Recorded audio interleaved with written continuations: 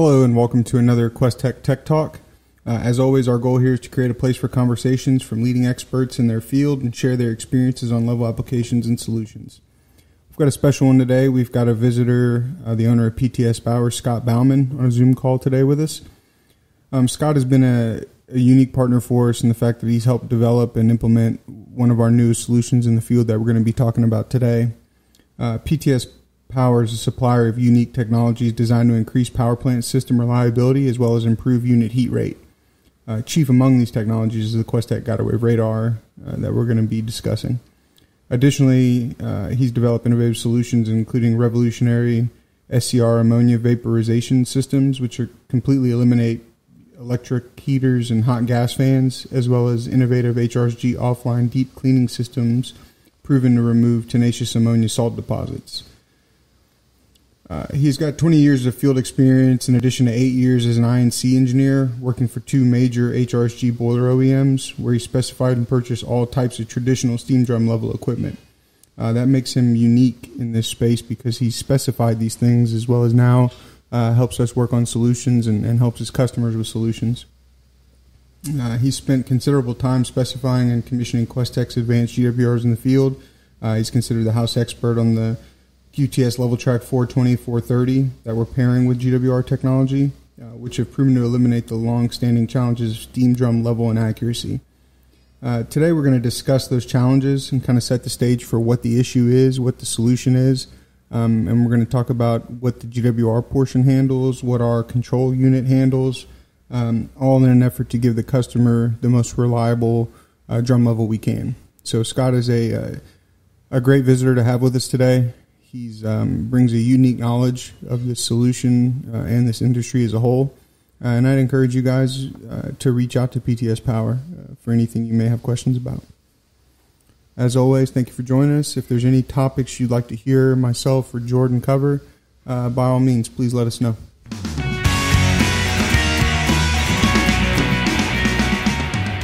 All right. Hey, good morning, Scott. Good morning, Ben. How are you? Good, good. Hey, thank you for joining me again. I've already given your bio so that people know what we're talking about and who I'm talking to. So I really appreciate you joining in. I know you're busy, and we talked a little bit before this. You know, you've been traveling around a lot this week. Yeah, it's my pleasure. Great.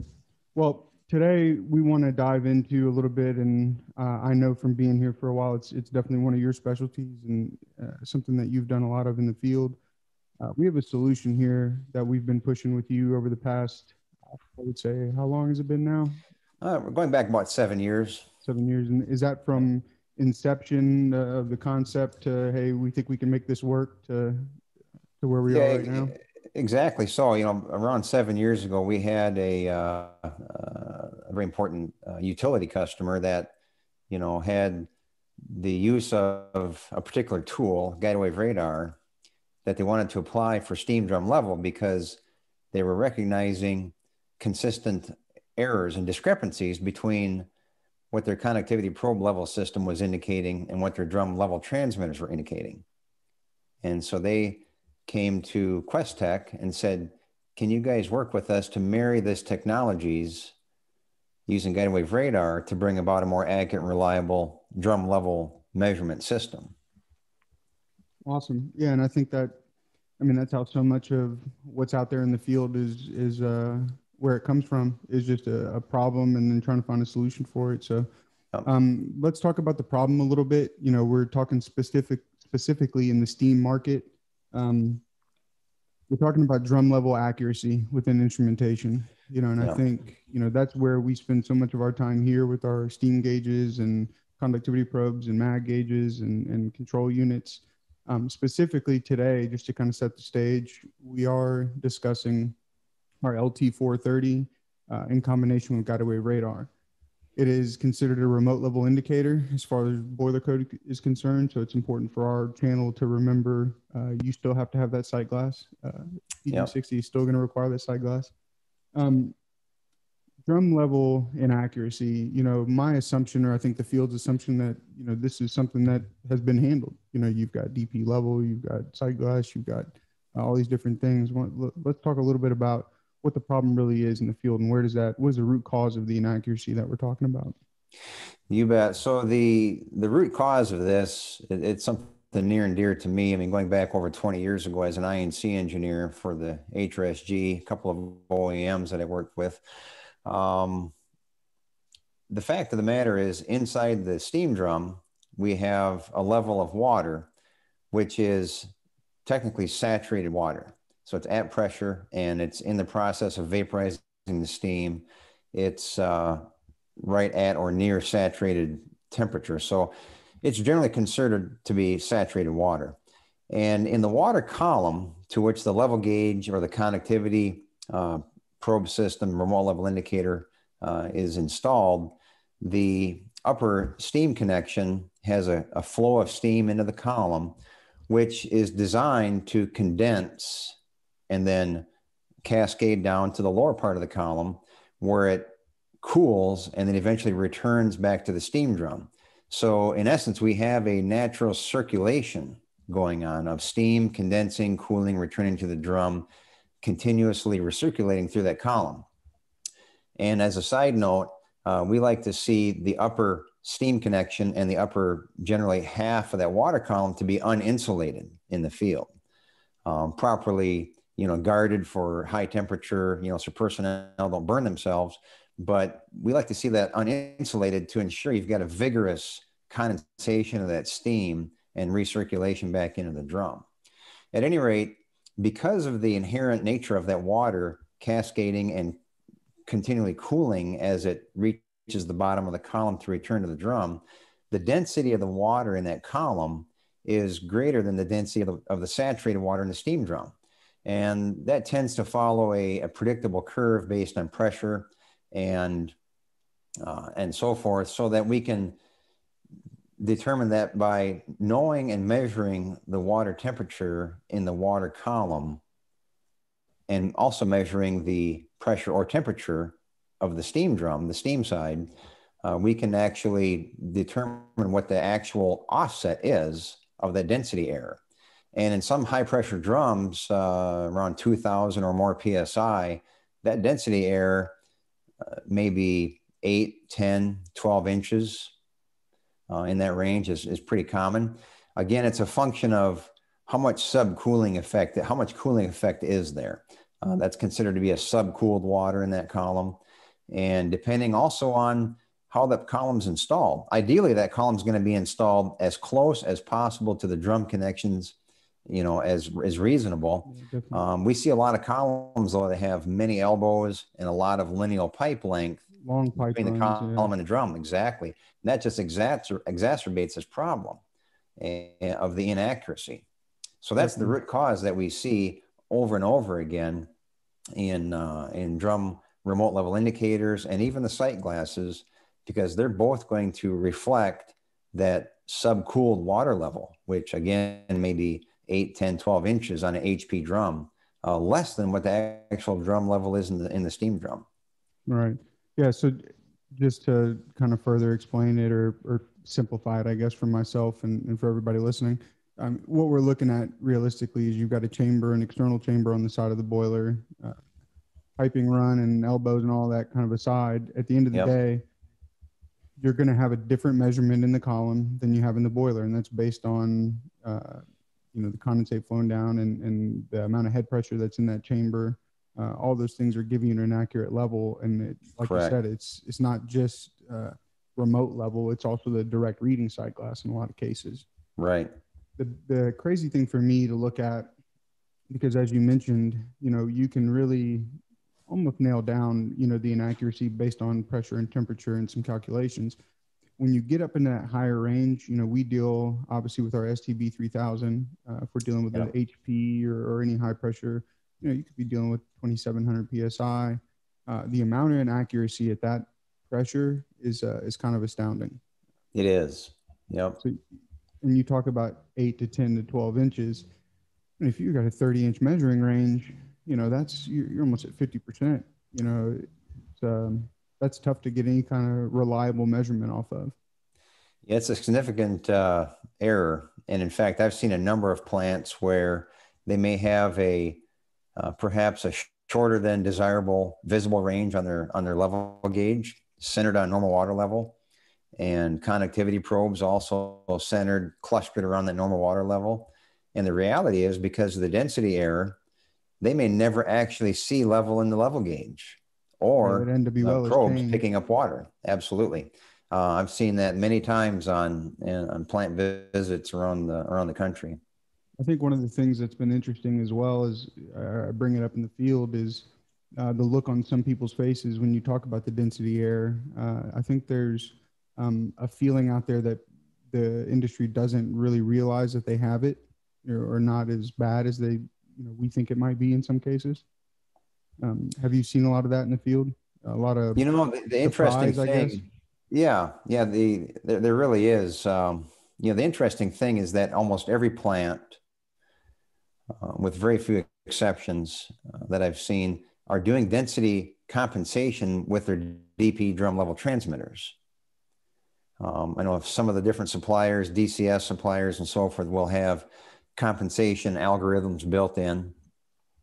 And what that's doing is taking and modifying that signal to compensate for that density error that's predicted. Right. So it's well known that there's a need for density compensation on the DP level transmitters, but what we've never had until recent years is the ability to transfer that compensation to our remote level indicating systems. Right. Yeah, I think most operators in the field just assume that it's been taken care of by the DP. And I think that's kind of a great segue into talking about our solution. When you look at DP, I think it's widely regarded as, one of the things that you always see on a boiler as far as remote level indicator. It has that compensation that could be built in either at the transmitter or at the DCS, like you said. But there's some inherent issues with transmitters.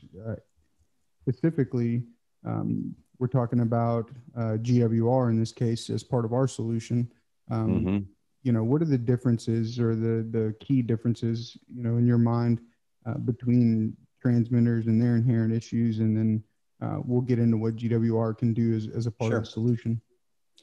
So the DP transmitters are our go-to and have been for decades for determining relatively accurate steam drum levels.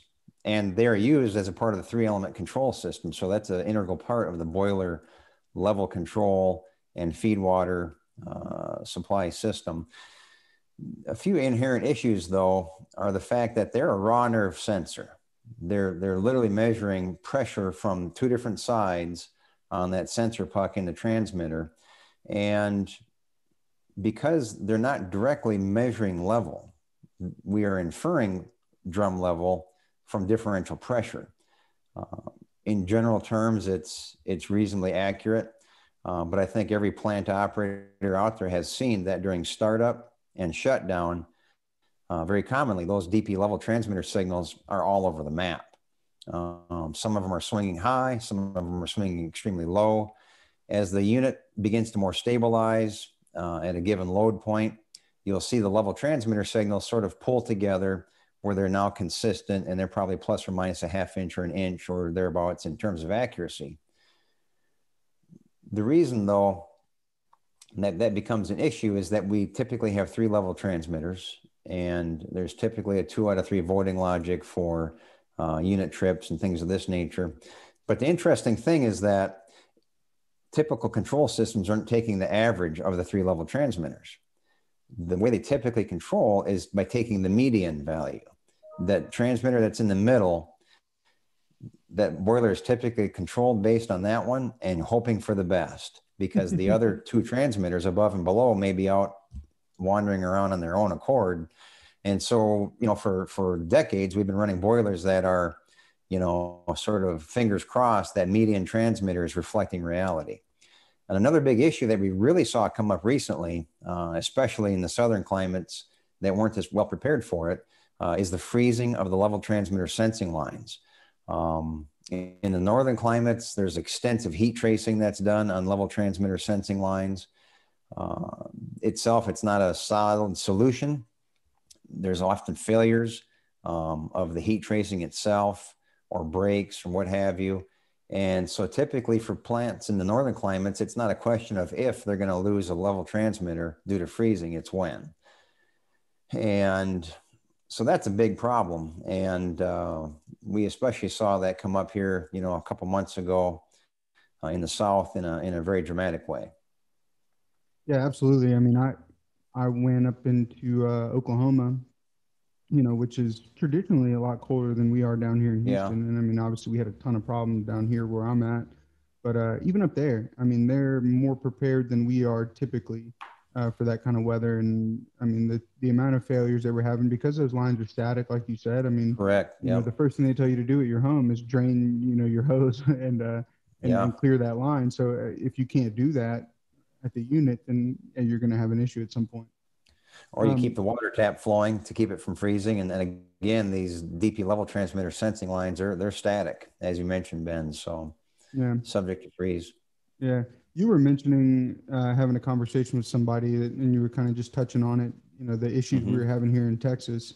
Talk a little bit about that because I thought that was interesting. One, because the contact you have has been around this for a long, long time, and this was kind of a new solution to him.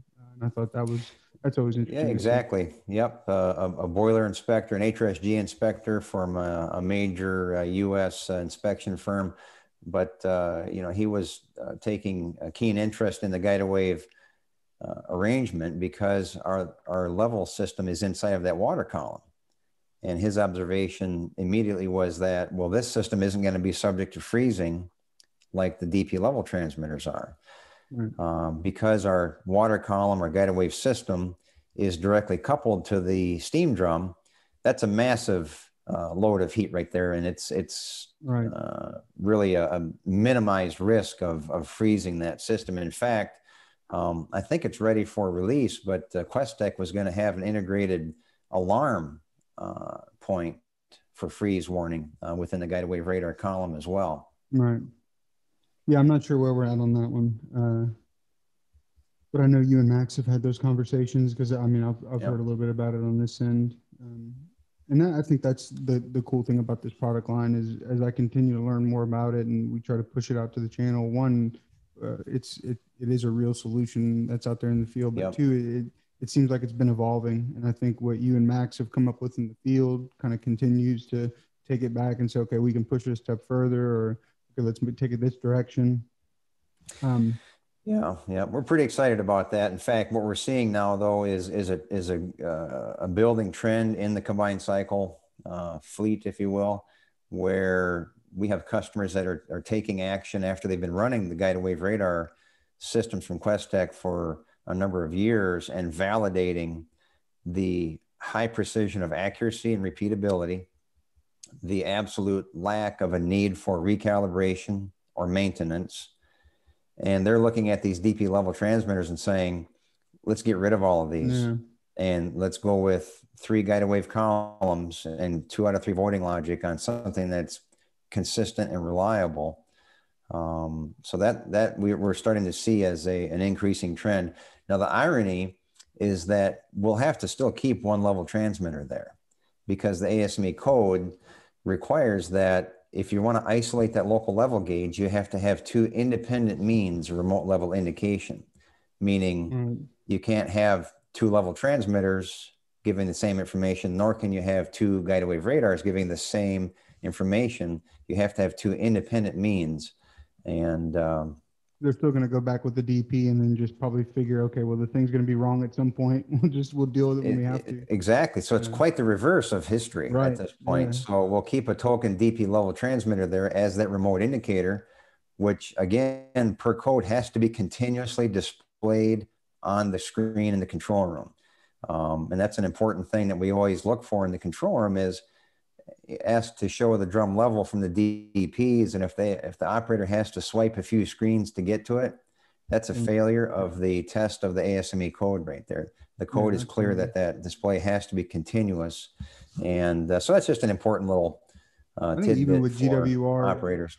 Mm-hmm. even with GWR before the solution, I saw in a few cases where they're having to swipe through before they could, figure out where that level was. Yeah. So I think this, and we can get into the solution a little bit. We've already kind of set the stage for it. we're combining our remote level LT430, which is a new product specifically for this, which looks a lot like the controller you see right here behind me if you're watching this on YouTube. We're combining that with GWR in a column, much like we had the probes, or we still have the probes in a column. Let's break it down and talk a little bit about GWR first, because we're combining a solution that both technologies are bringing to the table to come up with an accurate level with a density error, compensated level based on real-time measurements and not static lines and calculations that a human put in, much like the DP transmitter. So with GWR specifically, let's talk a little bit about the gas phase compensation, first and foremost, and how that's a solution in itself, but it's not the whole solution. And then we'll take it a step further. That's a good point you brought up there, Ben, is because gas phase compensation is one sort of a terminology that's used typically with guided wave columns, but each manufacturer is going to have a different terminology for how they are able to look through the steam within the water column and view reliably and accurately the water level. That is vapor phase compensation, or all these different terms that different manufacturers use. And that's great because we want the guided wave technology to be able to reliably look through the steam and find that water level consistently and repeatably. That's extremely important. But it is not resolving the fact that the level in that column is not the same as the level in the steam drum. Right. Yeah, so guided wave radar, and I encourage everybody, listening or watching to maybe go look up gas phase compensation. We partner with E&H so much on these, and they've got a great solution for it, but it is just one piece of the solution, because if your level inside the chamber is inherently inaccurate, you may have the best, measurement of that inaccurate level that you can, but it's still an inaccurate level. So I think the field looks at it like, oh, well, gas phase compensation has corrected our issue, we're good to go. But you're getting a great measurement off of an accurate level. And behind you is the Questtec connectivity probe column there. And that represents the most reliable method of connectivity probe measurement. The probe life is exceptional, and the controller, all of those aspects, all those components are as good as they get. In fact, to Questtec's credit, you've developed a probe column that has up to 36 probes on there with up to 6 different channels, where we can actually switch between different channels, different probe sets based on where the boiler is operating at, so that the connectivity probe column can reliably reflect the drum level based on the pressure level. That's a very complex way of approaching it, and over time, maybe maintaining 36 probes may not be preferable, but that's a fantastic solution. And we flip to the guided wave radar. Now we have a singular device that's, again, going back 7 years, proven to be highly reliable, repeatable, and for the most part, maintenance free. So that's some pretty amazing, properties that we've seen, over the years. So when we combine the LT430 with the guided wave radar, so we have a column with a guided wave radar in it. That column inherently has, let's say it has the gas phase compensation built into it. There's the reference rod. As soon as we plug that LT430 into it, what's happening now? How are we getting to the point where we're saying, okay, now we have a level that we feel confident that we've accounted for your density error, and this is what your boiler should be at? And so it's by continuous, real-time monitoring of the steam side and the water side, pressure, temperature, variables, and the onboard algorithm within that local control unit that's at the drum. That control unit is continually taking this data in from the column and the drum and performing the density error calculation on board, so that the red-green indicator, both on the cabinet locally as well as if you have one at the base of the boiler grade or in the turbine building or in the control room, certainly there's going to be one in the control room for a remote level indicator. That red-green indicator is going to be continuously representing the density compensated level. And in addition to that, that control unit also has a couple of other neat features, including a 4 to 20 output, so that you can have another display type, such as an analog display driven by the 4 to 20 signal, which is, again, continuously density compensated signal.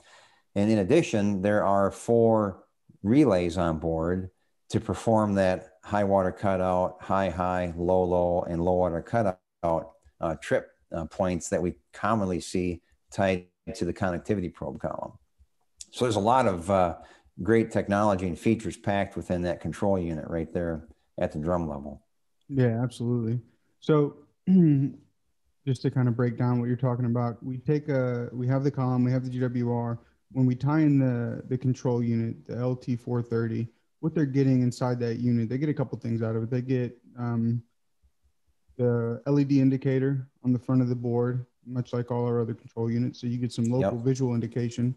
Now that visual indication represents your density, area calculated measurement. So you should be seeing the most accurate measurement possible at that point.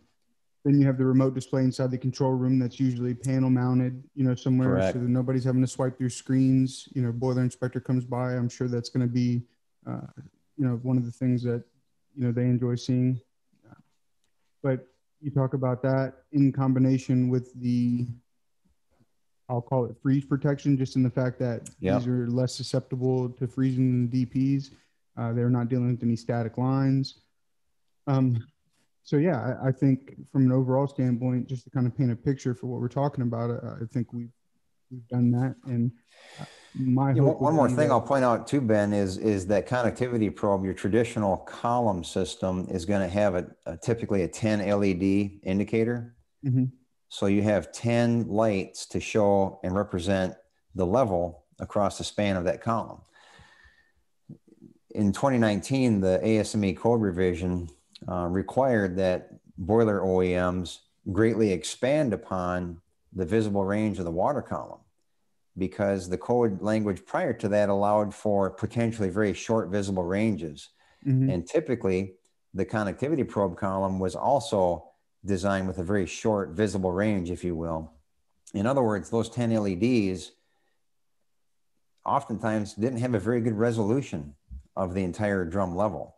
And so what we're able to do with the guided wave radar and that control unit is have, I think, up to 32 LEDs. And we can actually now show drum level from the high alarm point all the way to the low, and give those operators now a true full visible range of drum level on a continuous basis. Yeah, I don't think many people realize that. I mean, you talk about the indication range on these boilers. I mean, most of them generally are kind of the same size, and some of them have these long visible, some have short, and they take that portion, or my assumption is they took that portion of the code that talks about lowest permissible water level, and they used that to the benefit by saying, okay, yeah, I'm above that, I can make the gauge as short as I want. In an effort to save some money, probably in a lot of cases. Yep. Now there's some latitude, in the code interpretation for that visible range, and you're right, Ben. You see some boiler OEMs, and they were driven by the customer spec more often than not, right? Yeah. And so I've seen, as little as 10, 12-inch visible range on 3,000-pound drums, which could be and should be 42 inches of visible range, really for useful operator, feedback. Right.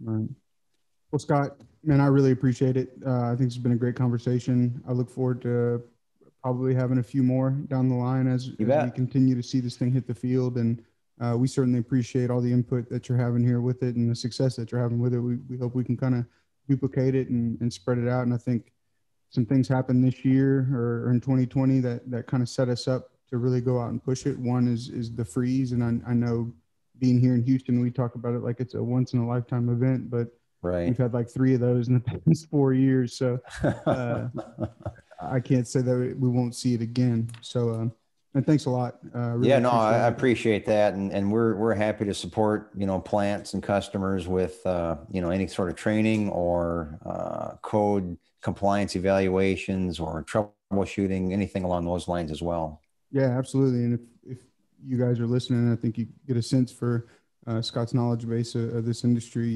PTS Power. Look them up and give them a call for anything you guys are looking for Yeah. when it comes to this kind of stuff. All right, Scott. We enjoy your weekend. Look forward to talking to you again soon. All right, very good, Ben. Have a great one. Yeah, you too, Scott.